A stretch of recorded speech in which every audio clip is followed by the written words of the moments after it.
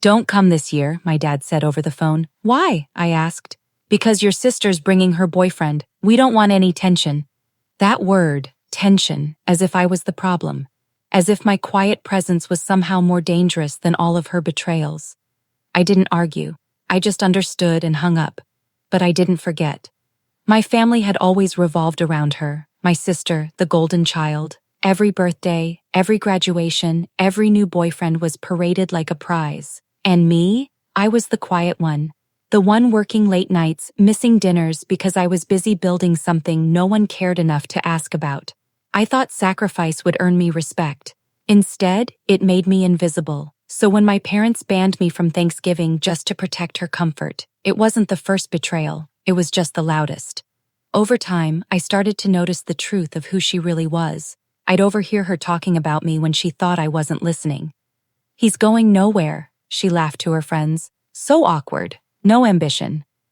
And the worst part? My parents nodded along, buying into her story that I was small, that I'd always stay small. But while she was wasting money and burning through men, I was burning through nights, coding, sketching, pouring everything I had into something only I believed in. A company. My company. Built brick by invisible brick. Thanksgiving changed everything. I didn't yell, I didn't beg, I sharpened, I worked harder, I hired smarter, and slowly, my idea grew into something impossible to ignore. Investors showed up, partners signed on, and the company scaled beyond what even I had dreamed. Then, one morning, I woke up to the headlines, naming me the youngest CEO to ever reach Valuation X. Suddenly, I wasn't invisible anymore. I was a storm they never saw coming. 2 months after that Thanksgiving, an email landed in my inbox, a resume. The name was all too familiar. My sister. She had applied to my company. She had no idea I was the one behind it, only that it was big, respected, and paid well. I could have tossed her application straight into the trash, but where's the justice in that? No, real justice needed theater. The day of the interview, she strolled into the boardroom, dripping with confidence, perfume, and rehearsed charm, ready to dazzle whoever sat across the table. And then she saw me. Her smile cracked, froze. For a moment the mask slipped, though she quickly forced it back on. "You," she whispered. I leaned back in my chair, calm and steady. "Welcome. Please, have a seat." Her hands trembled as she sat down.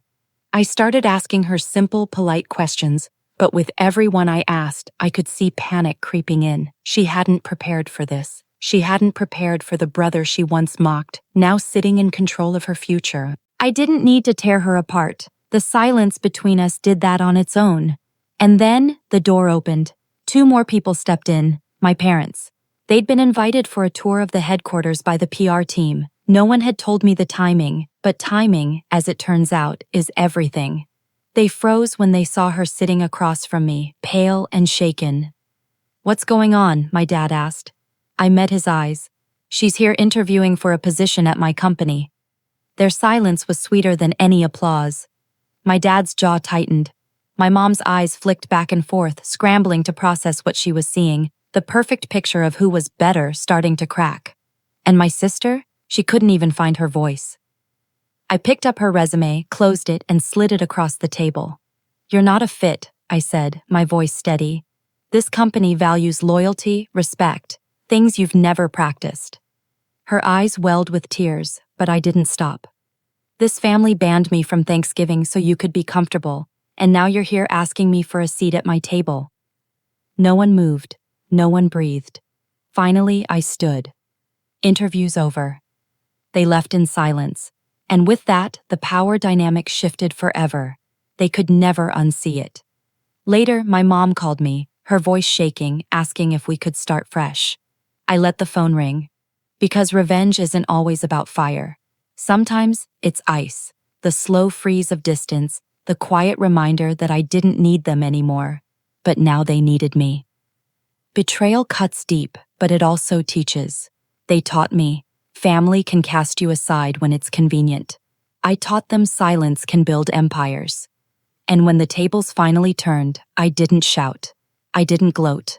I simply let them sit in the weight of their own choices. Justice isn't always revenge, it's balance. And on that day, the balance finally tipped in my favor.